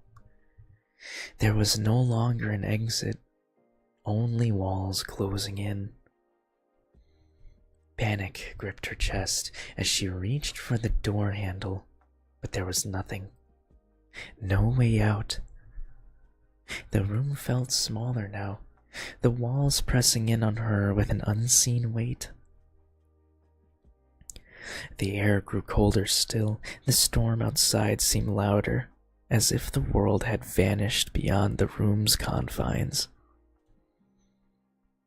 Her breath caught in her throat as she turned around again. There was a shape in the corner sitting just beyond the reach of the dim light. A figure, hunched and indistinct. Hello? Lena's voice trembled. The figure didn't answer, but as she took a step forward, its form shifted, as if it had been waiting for her to approach all along. You're too late, the voice said, low and gravelly. Lena froze. The figure hadn't moved, but its voice was unmistakable. It echoed in her head, rattling her bones. She felt the pressure in the room increase, as if the air itself had thickened.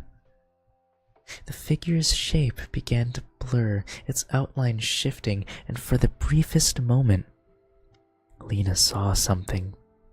A flash of old, decayed hands reaching out, twisted in a grotesque fashion. Too late, the voice repeated. You shouldn't have come.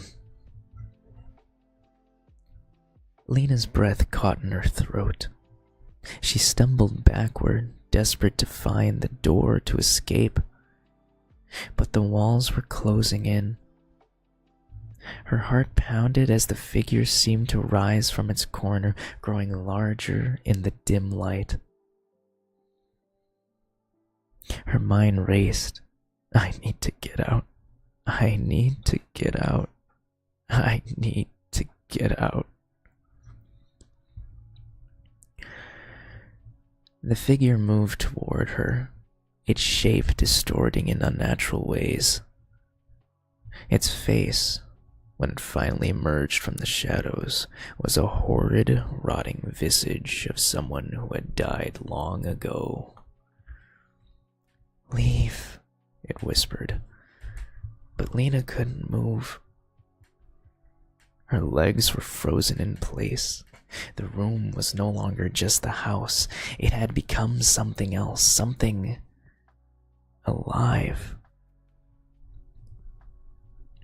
And as the figure reached out toward her, Lena's scream was drowned out by the deafening roar of the storm.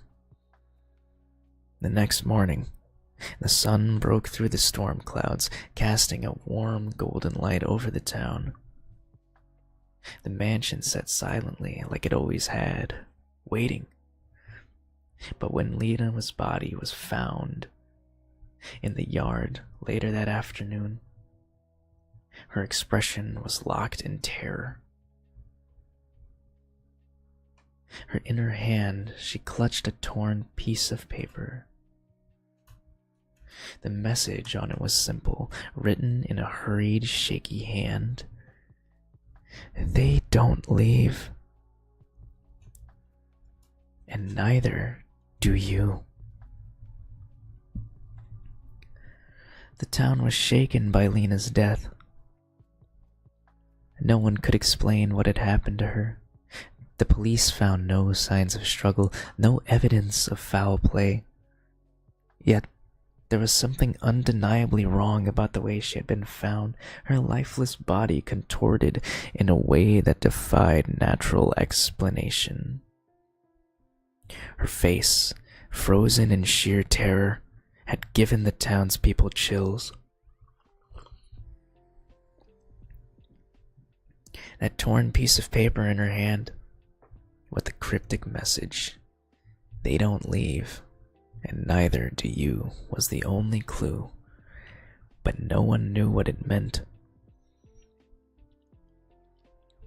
Her family, especially her grandmother, had always known the dark history of the Kessler mansion. Lena had often heard her grandmother's hushed whispers about the house's curse, but no one in town took those rumors seriously. Now, as the town buzzed with uncertainty and fear, the legend of the vanishing room came back to life. It had been years since anyone dared step foot into the mansion, but now the unease and tension seemed to draw people in, desperate for answers. Among them was Mark, Lena's partner and fellow investigator. He had always been skeptical of Lena's obsession with the manor, but after her death, the pieces of the puzzle began to shift into place.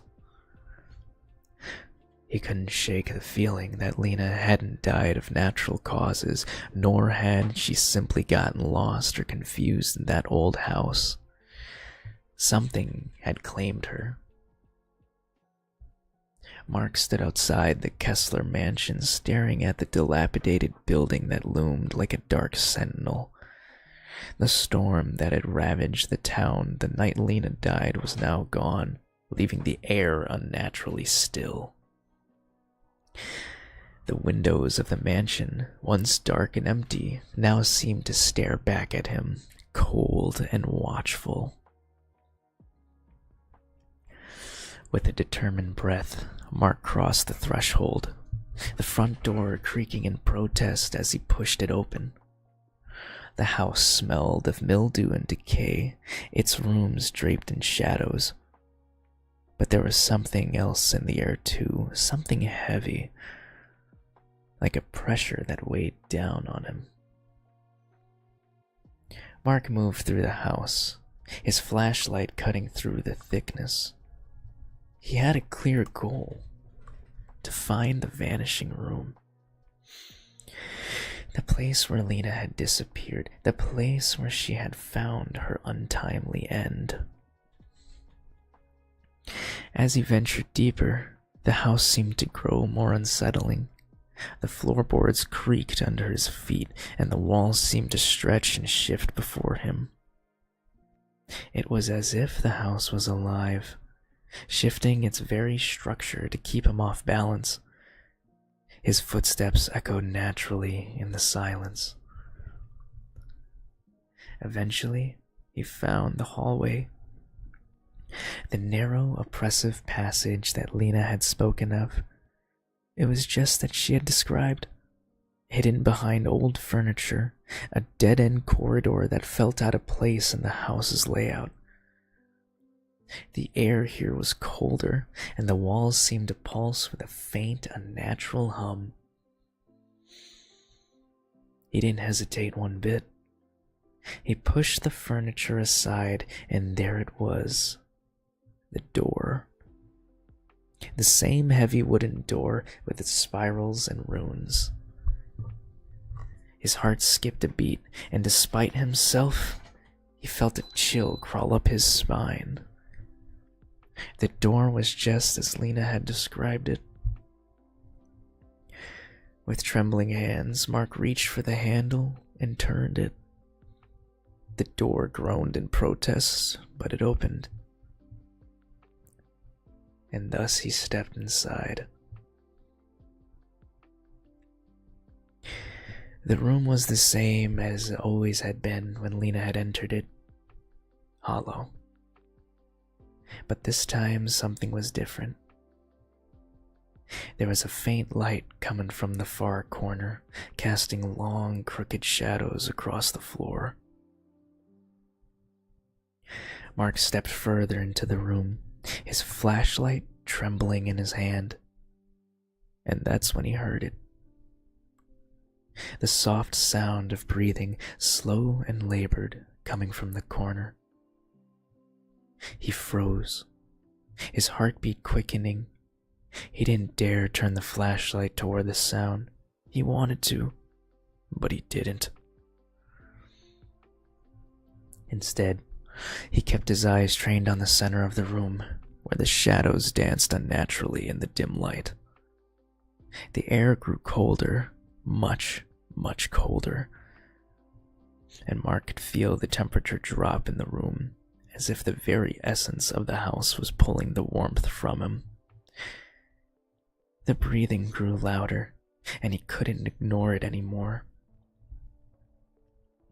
Slowly, he turned the beam of the flashlight toward the corner.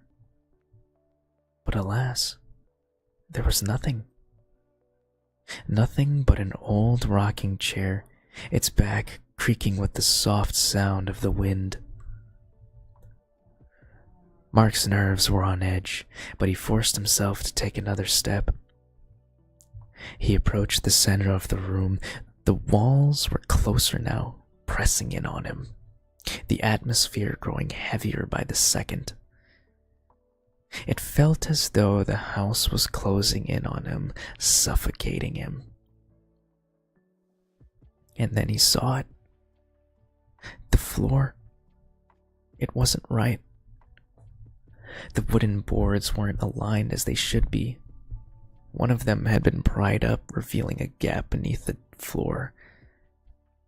Mark knelt down and shone his flashlight inside.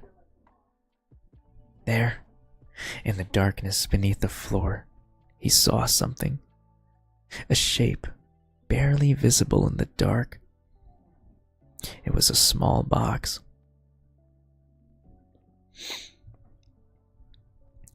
With trembling hands, Mark reached inside the gap and pulled the box out. It was an old wooden crest, worn with age. There was no lock, just a hatch. The box was heavier than it looked.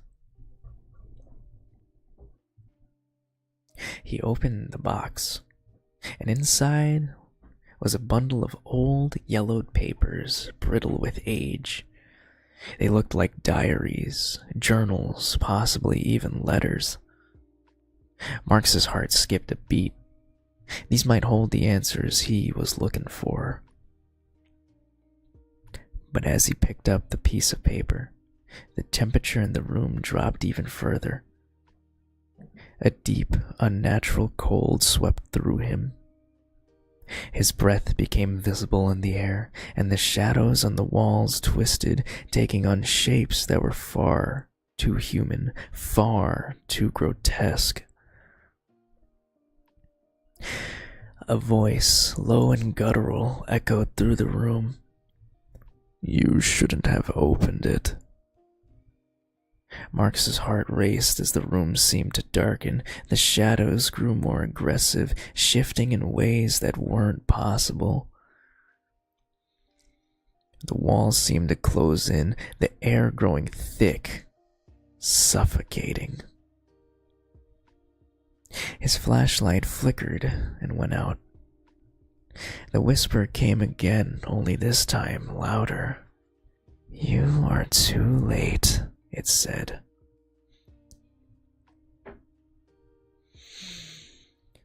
Mark couldn't breathe. He had to get out.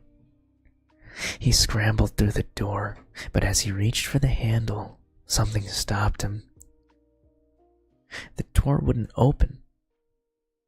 A screeching sound filled the room like metal on metal, as if the walls themselves were groaning. Mark turned, his pulse pounding in his ears. And there, standing in the corner of the room, was Lena. Her body was twisted, her eyes wide open, but lifeless. She was still alive, but not alive. She was an echo of herself, a shadow, a reflection of something that had been trapped inside the room. She reached out toward him, her mouth moving soundlessly. The air grew thick like a heavy fog, clouding his vision. In that moment, Mark realized the truth. Lena hadn't died. She was still there. And now, she would never leave.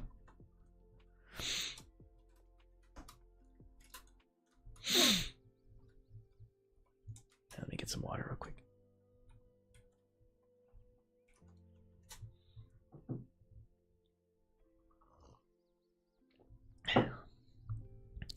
Mark's struggles to escape was in vain. The house had claimed him just as it claimed Lena, trapping him within its twisted walls forever. As the days passed, the mansion seemed to grow, the rooms stretching in ways that defied reality. The vanishing room was not just a room. It was a living thing, feeding on the souls of those who dared uncover its secrets. Lena's distorted form lingered there, a silent sentinel. Her voice now a distant whisper that can only be heard in the dark corners of the house. Mark, like so many before him, was lost to its depths. The house had claimed him, and his name would soon be forgotten. Outside, the town moved on, oblivious to the horrors lurking just behind its borders. The mansion stood silent, waiting for the next curious soul to stumble upon its doorstep. For it was not just a house. It was in fact a predator, patiently waiting and forever hungry. In the vanishing room, it still awaited its next victim. It would always be there, in the shadows, in the dark corners of the mansion, and in the minds of those who had the unfortunate misfortune of knowing its name. the cycle would continue, and the room stayed put and was never let go. And thus concludes the story of the vanishing room. Welcome to the stream, by the way, Mochi. Welcome in. We've been reading a lot of stories. I actually don't know how many stories we've read so far.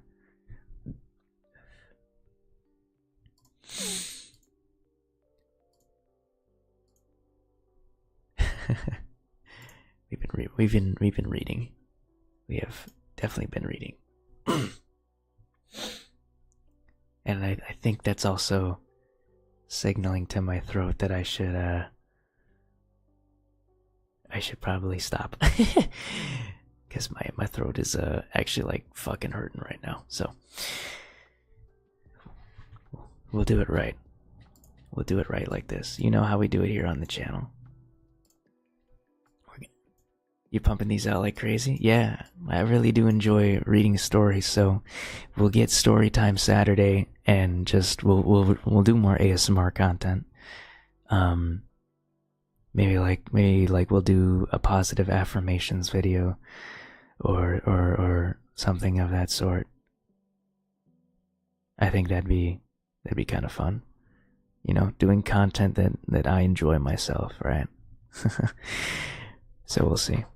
But yeah, thank you all so much for joining me on stream today. We will pick it up next time, most likely this Thursday at 4 p.m. to 6 p.m. Central, where we might even start working on a project. We might actually start working on a project when it happens. So stay tuned. We'll have more stories coming to you soon, either from the repository or I'll write them myself, honestly. And yeah, we will go from there. So thank you so much for joining me on stream today. I'm your favorite cat boy, the host with the most. My name is KittehKun. I no longer have a cheeseburger on my head.